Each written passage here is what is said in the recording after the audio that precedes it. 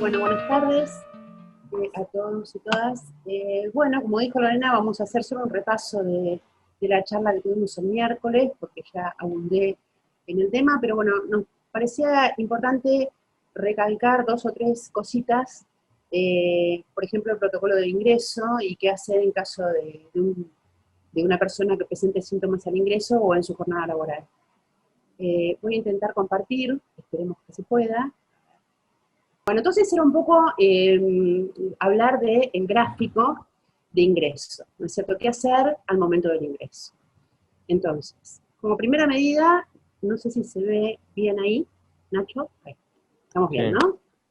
Bueno, ¿qué hacer en el momento del ingreso? ¿No? En el ingreso lo primero que hay que hacer, va a haber una persona que va a tomar la temperatura de la persona que esté ingresando. Esto obviamente se va a hacer con un termómetro de los digitales, no lo vamos a tocar a la persona. Y por el otro lado, acá dice una declaración jurada, pero bueno, hemos decidido en estos últimos días que vamos a tomar la aplicación que ya tenemos, que es la aplicación Cuidar. Esto va a ser, primero tomamos la temperatura y después le decimos a la persona que nos muestre la aplicación Cuidar, que es la que tenemos ahora disponible. Y bueno, nos pareció interesante, veníamos hablando en otras charlas de hacerlo, pero bueno, nos pareció interesante en este momento empezar a aplicarla porque es lo que tenemos a mano y está buena esa aplicación. Esto va a ser para el personal de la universidad, ¿no es cierto? Temperatura y aplicación Cuidar. Obviamente, para las personas que no son de la universidad es lo mismo, y para los proveedores habituales, las personas que van habitualmente a la universidad como proveedores, vamos a pedir tomar la temperatura, le vamos a pedir la aplicación Cuidar y además sí van a llenar una declaración jurada para tener los datos de ellos, una sola vez, en el momento que vaya. Bueno, entonces, ¿qué puede pasar en el momento del ingreso? Puede ser que tenga fiebre se define por 37,5 grados o más. Si tiene fiebre, sí, pasa a la sala de aislamiento, se le avisa inmediatamente al superior responsable que lo definirá cada una de las facultades y unidades quién va a ser, y pasa a la sala de aislamiento. En el caso de no tener fiebre, puede tener otros síntomas, que son los que define el Ministerio de Salud, como tos, cefalea, dolor de cabeza, el dificultad respiratorio y todo lo que se defina de acá en más, y también debe pasar inmediatamente a la sala de aislamiento para casos sospechosos. Esto son previos siempre aviso de inmediato al superior responsable, y él es el que lo acompaña con todos los elementos de protección personal a la sala de aislamiento, que va a estar, obviamente, hay que armarla para este fin. En este momento hay que llamar al 148, y esto es importante que ustedes lo sepan porque hubo un cambio. El 148 tiene que hablar la persona que tiene los síntomas. No lo podemos hacer nosotros como empleadores. O sea, lo que hay que hacer es llamar al 148 y pasárselo a la persona y que la persona avise. Porque en realidad nosotros no podemos llamar como empleadores. Yo de esto me desayuné ayer, y antes sí, nosotros podíamos llamar y avisar que alguien de nuestros empleados o un familiar, bueno, ahora, si es un familiar, tiene que ser con consentimiento. Esto los digo también para sus casas, pues les va a venir bien. No puede llamar a otra persona que no sea el damnificado o alguien de su familia con consentimiento, que debe ser que hay que escanear ese consentimiento y mandarlo, porque no hay otra manera. Entonces, llamamos al 148, la persona pasa sus datos. Si no se siente bien, llamamos al servicio de emergencia como siempre, y seguimos las indicaciones de las autoridades sanitarias. Se informa a las autoridades del establecimiento, se informa a la Dirección de Salud Laboral, y una vez que se define y la persona se retira, se desinfecta la sala de aislamiento. En el caso que no tenga ninguno de estos síntomas, pasa al área de desinfección, o sea, esto es, no tiene fiebre, no tiene síntomas, esto sigue el esquema que no tiene nada, pasa al área de desinfección donde se va a desinfectar con alcohol en gel las manos, sus objetos y el calzado. Esto tiene que estar armado, un lugar para esto, y se ingresa. En el caso de la comunicación, a ver si lo tengo aparte, de ingreso y comunicación está acá. Ahí. Es a cargo del responsable, obviamente, y hay que comunicarle al grupo de trabajo en contacto con el caso sospechoso y hacerle un aislamiento preventivo. Además al grupo de trabajo, a los delegados y a CIMAT, a la comisión de CIMAT. Se hace aislamiento preventivo, esto es, si el resultado es negativo, se vuelve, obviamente, y si el resultado es positivo, se sigue aislado, y hay que, el aislamiento es obviamente determinado por la autoridad sanitaria, que siempre en general son 14 días si no tiene síntomas, y si tiene síntomas, tiene que hacer nuevamente la denuncia. Y se comunica además a la Dirección de Salud Laboral para el seguimiento del caso. A ver si hay algo más con respecto a esto. No. Eso es el protocolo de ingreso. No sé si quizás alguna pregunta acá o seguimos con el tema del protocolo del celular de COVID. No sé qué te parece. Ahí, Ana, perdóname. Sí. ¿Querés volver a la imagen anterior? Si puedo, me encantaría. Ahí, Sí, fantástico. Esto que explicaba Ana es muy importante porque nosotros vamos a tener que tener de antemano, con el grupo que ya definimos en cada una de nuestras áreas de trabajo, un grupo de WhatsApp para comunicarnos de manera efectiva y rápida, ¿sí? Por lo tanto, cuando nosotros definamos que arrancamos con 2, 3 personas, 2, 3 veces por semana, vamos a tener que tener armado un grupo de WhatsApp de manera tal que si sucediera, porque si bien este procedimiento está pensado para que suceda algo dentro de la jornada laboral, puede también suceder que la jornada laboral se desarrolle con total normalidad y que nos llame una de las personas que estuvo trabajando ayer y nos diga, mira, hoy comencé con síntomas, o mi señora o mi marido o mi pareja está con síntomas a partir de hoy. Y entonces tenemos que hacer en retrospectiva un análisis hacia atrás, si esa persona vino a trabajar, con quién estuvo en contacto, ¿se entiende? Entonces, la comunicación, por eso hacemos tanto hincapié en la comunicación y en esto de tener previsto hacia adentro de cada una de nuestras áreas, primero saber en el cronograma qué día le toca a cada uno como para organizar y saber quién está en contacto permanente con quién. Y segundo, si pasar alguna de estas situaciones críticas, poder articular una comunicación rápida y efectiva. Primero hacia el grupo de trabajo y después hacia, como decía Analía, salud y todo el seguimiento que corresponde después. Eso quería acotar, Ana, está bien, Bueno, está perfecto. bárbaro, gracias. Si les parece, seguimos con el procedimiento qué hacer ante un caso. En realidad es cómo notificar y qué hacer en el caso de una persona con sospecha de COVID, ¿cierto? Esto es así. Estamos en el trabajo, tenemos una persona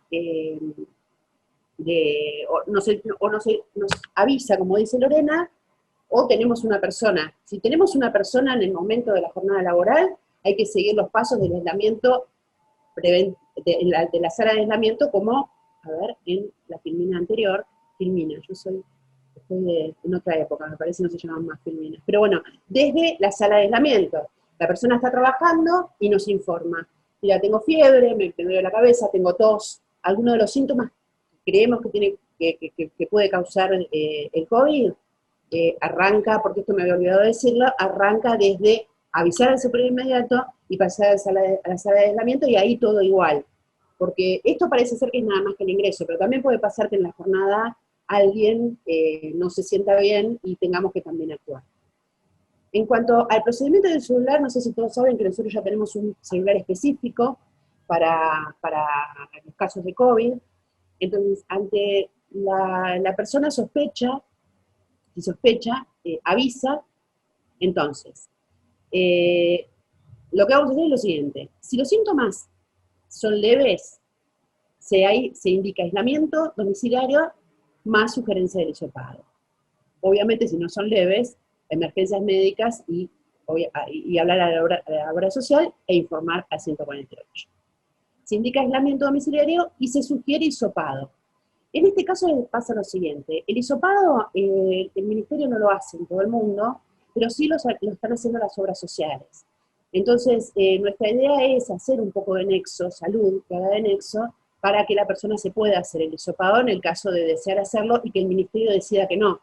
Porque obviamente hay un cupo limitado y el ministerio no le hace a todo el mundo. Entonces, si la persona se quiere hacer el hisopado, hacer un poco de nexo nosotros, como para que pueda acceder a eso. Entonces, la persona con sospecha de COVID nos envía al WhatsApp, porque no olvidé decir eso, envía al WhatsApp con nombre y apellido, documento de identidad, diciéndonos lo que nos pasa, y nosotros disparamos este procedimiento.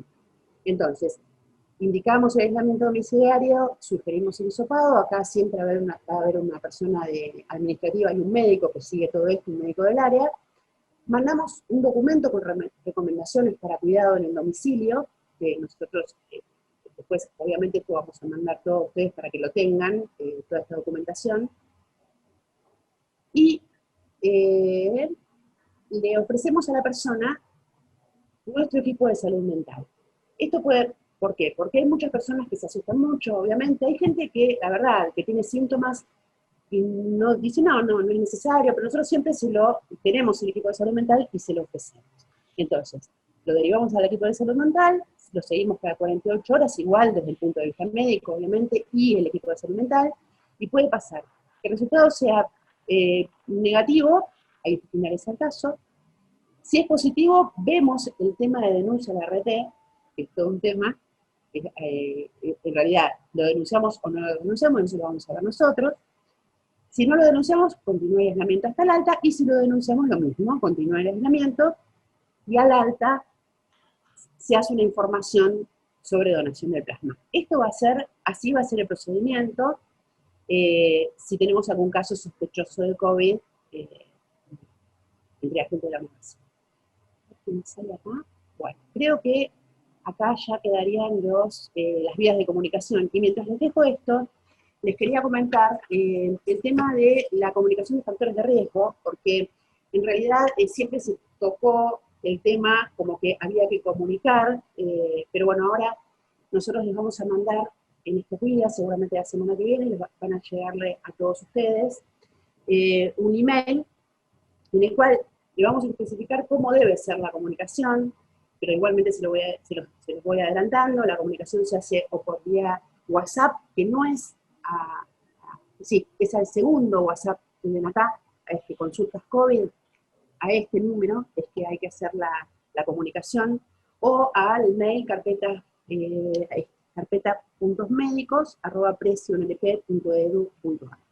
Entonces, en este mail o en este WhatsApp, las personas lo que tienen que hacer es pedir la inclusión en el registro de grupos de riesgo, aportando cierta documentación. ¿Cuál es la documentación? Pues ya tenemos consultas sobre esto. La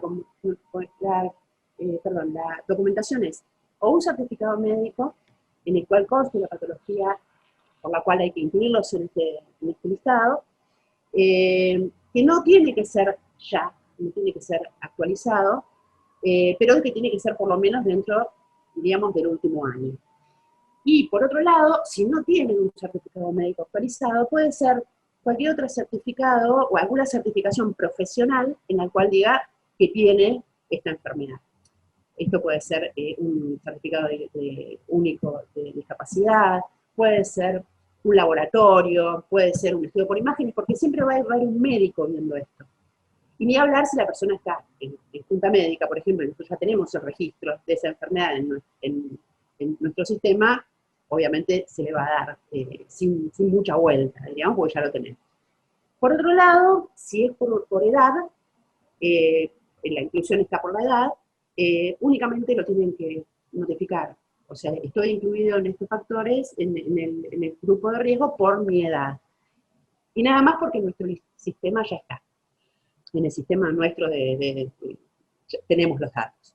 Por otro lado, se va a generar un registro, y esto es distinto a lo que charlamos la vez anterior, se genera un registro en sistema bajo un código, que lo tengo que mirar, discúlpenme porque va a ser nuevo, es C19GR, que es grupo de riesgo. ¿Esto para qué se hace? para que todas las facultades y unidades académicas que tienen el acceso al sistema de licencias médicas, al momento de reincorporar a la gente, se fijen en si tiene este código cargado. Si este código está cargado es que tiene factor de riesgo. Porque si no era una vuelta que teníamos que informarle a las facultades o dependencias y ellos nos tenían que preguntar, acá va a estar cargado en el sistema de licencias médicas, que todos tienen acceso. No va a decir qué es, pero sí que está activo dentro de ese listado. Por lo tanto, ustedes ya van a saber bueno, que no los deberían convocar en primera instancia. Y bueno, nada más, nosotros podemos solicitarle a la persona que nos solicita la inclusión algún tipo de documentación extra para ver bien el caso, esto lo podemos hacer. Así que bueno, creo que nada más, queríamos comentarle esto porque es bastante nuevito, lo estamos por implementar y les va a llegar a todos la comunicación por las vías oficiales.